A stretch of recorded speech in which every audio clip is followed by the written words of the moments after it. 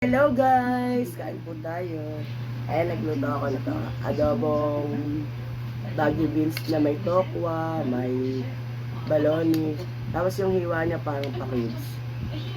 Tapos ito yung sili ko. Lalagay kayo sa kanin. Kasi maalat na yan. Hindi na ako nagpapatis.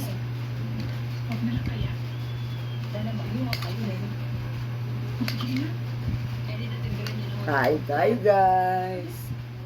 Harap nito. Adobo rin ito.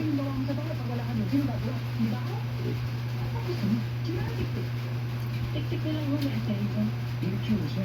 Kaya lang, kumagdalo tulas na ng batay. Tingnan mo. Magkilatisan.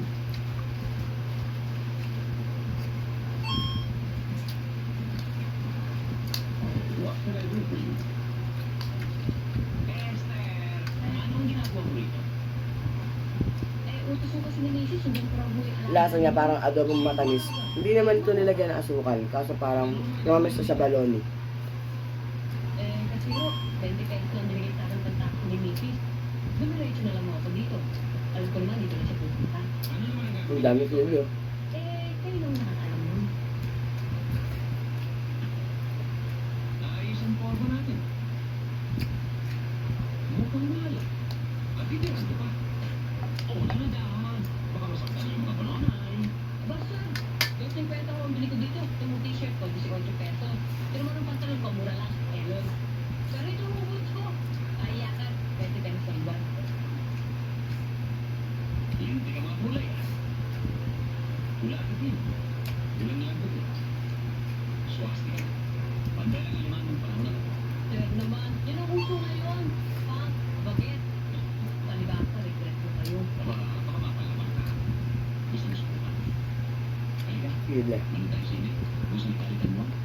Ayaw ko doon, Magling. Baka niya, malikot ang kamay mo. Ibang nagalit, pati ako magalit. Ikaw rin. Miss Luis, Dino, si James Belen. Pinugat mo ko yung bigod na?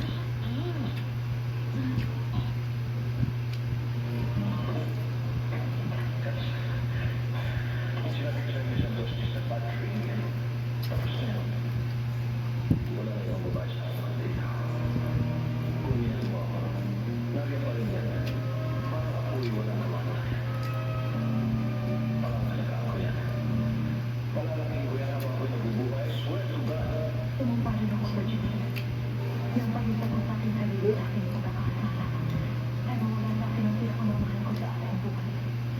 Ikaw yung may ilig. Tapos hindi ko yung reklamo niya. Sige. Alright. Minsan sinabi ko sila na ang pinaka-importante ng tao sa buhay ko ay aking asawa. Nagsinunod ko. Bye bye guys! Thank you sa panonood!